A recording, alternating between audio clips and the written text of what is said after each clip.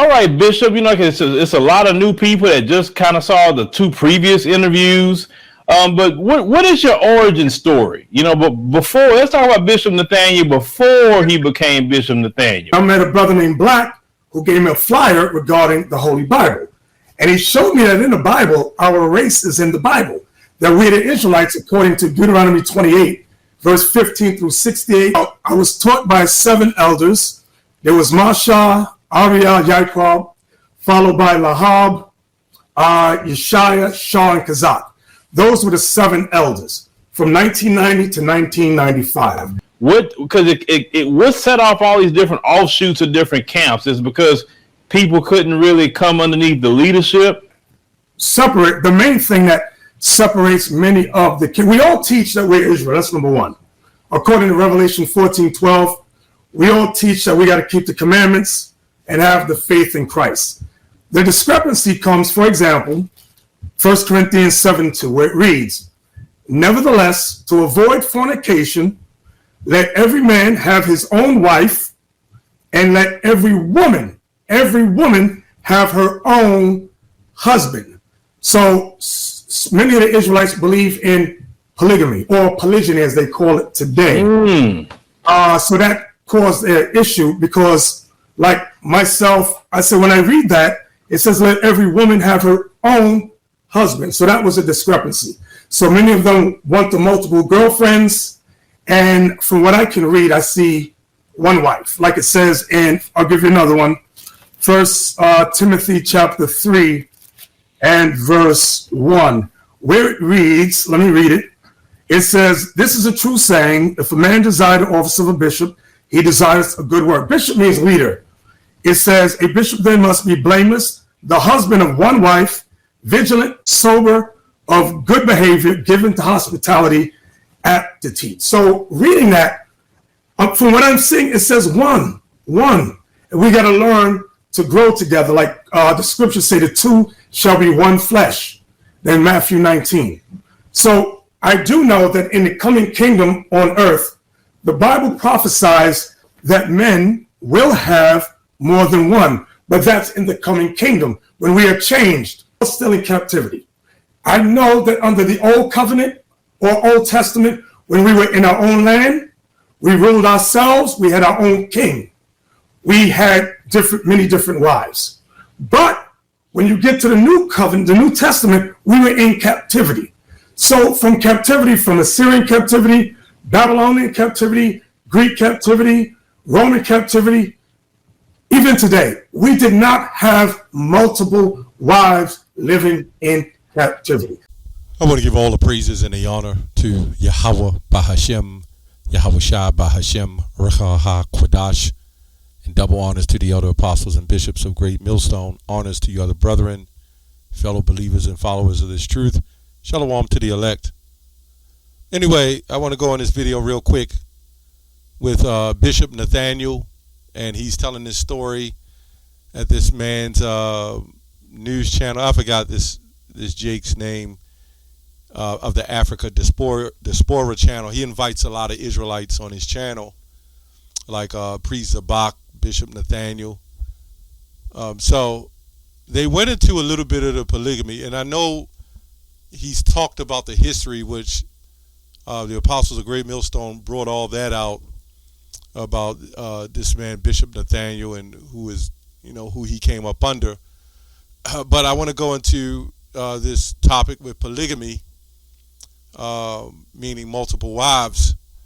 And I don't know if Nate just didn't want to go dive deep into it and do the proper research, or because of his programs that he have, let me say that, he's just refusing to acknowledge it. So he goes on to say that in our captivities, we didn't have multiple wives. Well, when you go back, when you understand captivities and over time how this man has learned, when you go back to Egypt, let me get there real quick.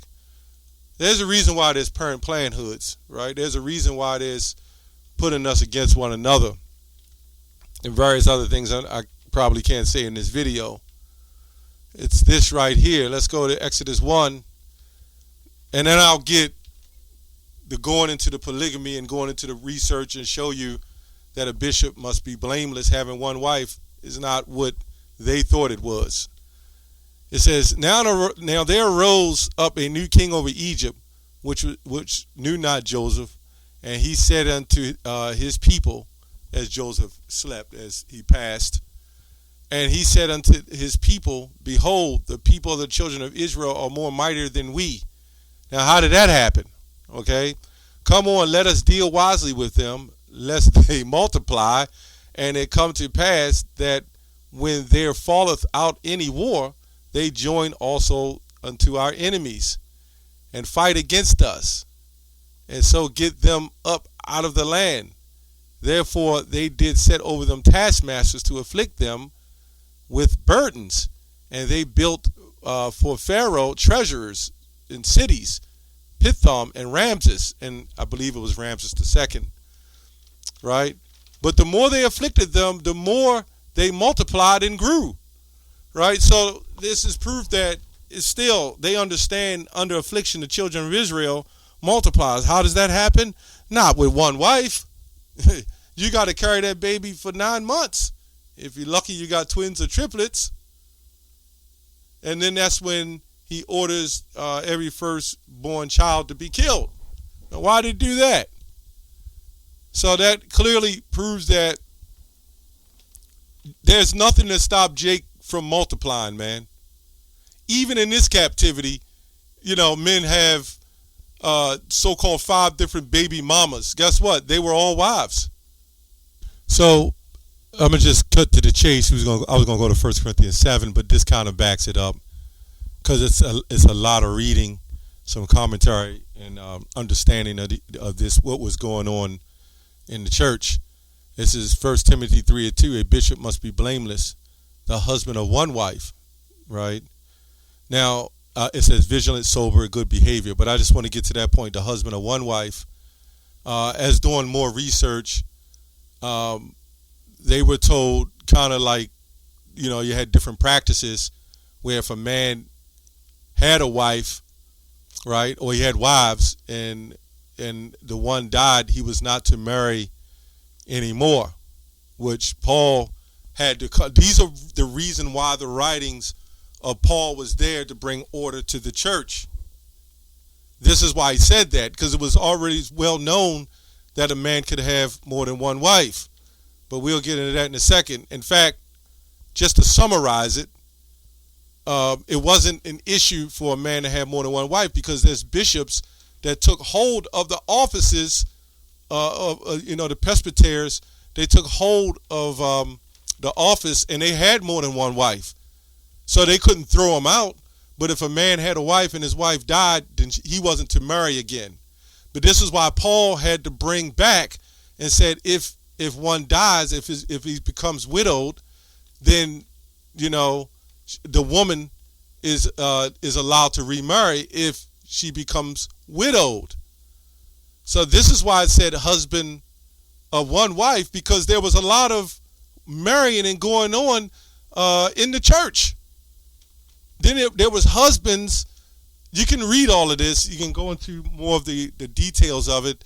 But what they were doing is they were sleeping around like my elders and teachers and apostles and heads told us what was going on in One West. And that's why Apostle Tahar said, hey, man, we got to put a strike to this. And it's kind of crazy because this man, Bishop Nathaniel, is all about the law and the law. And that's in the law, that a man can have more than one wife. Where does it say it's not in the law? This is we're going to go into it a little more. I'm going to read a few commentaries, because, Jake ain't going to listen to what I say. You got to listen to what it actually says. Which, again, we didn't have wives in captivity. Man, come on. It says, Paul alludes to the incidents no longer looked upon as shameful in Rome. He even, in this indignation at the laxity of the morals of this day, cites cases of women who reckoned their years rather by their husbands than by the consuls. Marital martial rights of a woman who had arrived at her 10th husband, right? So this is going into these women. They are looking at the men. They're great speakers or leaders. Some of them had roles in the churches, right? And then they even said a woman that was a certain age, if she had a whole bunch of husbands, she couldn't be play a part in the church. So when a bishop, the reason why it says that a bishop be blameless having one wife, because in the church you had all these women who had all these different husbands, right? And they was maliciously doing this. It wasn't like they knew the law, they knew what they were supposed to be doing, and some of them did, but they maliciously was sleeping around and doing all kinds of wicked stuff. If you wake up to the day and you've repented, and the Lord said there was no sin against having more than one wife, where do you get this law now that you start speaking and saying you can't have more than one wife? I don't really recommend it in this society, but ones that can do it, I mean, who knows? You know, I may other brothers may, but there's no law there's no sin for having more than one wife. It's either a sin or not. It says, in 10 husbands in 5 years had 8 husbands. Among the Jews, we know polygamy was then prevalent. St. Paul, fully conscious of this low and debased moral tone which then pervaded all society in the empire. And these few words condemned all illicit relationships between the sexes and directed they choosing persons to fill holy offices in the congregation of Christianity. Now, I remind you, these are commentators and theorists writing going into the actual text and going into the Greek, you know, and bringing it out, you know. It says, this is another one. The apostle means, therefore, in these canons, is that such persons only were to be entrusted with sacred offices who in their married state had contented themselves with one wife and with one husband at a time, because thereby they had showed themselves temperament in the use of sensual pleasures. Hey, it was all kind of lust. Though the immoderate love of which the Asiatic nations universally practice polygamy in like manner, because according to the Lord's determination, persons who divorced each other unjustly were guilty of adultery. And that was part of the adultery. These men, they was taking on wives as concubines, and not as even legit concubines when you really read the history. And they was kind of making whores out of them, and then they would get rid of them. And then other men, and of course, you know, women, they're going to find they want to be with somebody. And then some of them was maliciously, purposely just sleeping around trying to get, you know, the hypergamy. Everybody thinks things are new. No, it's not new. Ecclesiastes 1:9, it still happens. Because according to the Lord's determination, a person divorced might unjustly guilty of adultery when they married themselves to others. Also because such really had more wives than, it says here, also because such really had more wives and husbands than one at a time, as was the case with the woman of Samaria. You can read that when Yahushua said, the heathen woman, you have many husbands. And then people will say that was an Israelite woman. Well, there was nowhere in any of that text where Yahushua said, repent, ye woman, Samaritan woman. Right? That's another video. She also went back to tell the other ones, and they said, we don't believe we believe because we see the Messiah ourselves. But anyway, the apostle, to restrain these licentious practices, which were common among the Greeks and the Romans, you know, kind of like orgies and stuff. That's what it's compared to. Although you might not be all in this, but it's still compared to it. If you got a man passing his woman around to other men, and a woman being passed around and jumping herself between all these different men, as well as amongst the Jews, right, ordered that no widow should be chosen to instruct younger women, but such had been a wife of one husband only at a time. See that? The wife of one husband, right? That's why it says a bishop must be blameless and be a husband of one wife, which actually is talking about a wife who supposedly only had one husband, right? They word it, and they're using the universal practices, especially when they took the scriptures out of the Bible and gave it back to us. They had to tweak a couple of things, man, to make it seem like, because our heritage when we came here was more than one wife, and they was like, nah. They remember the story of Pharaoh, right? They know about the children of Israel. And that's always been the fear of losing that power. They know the history. So it says the husband of one wife, right?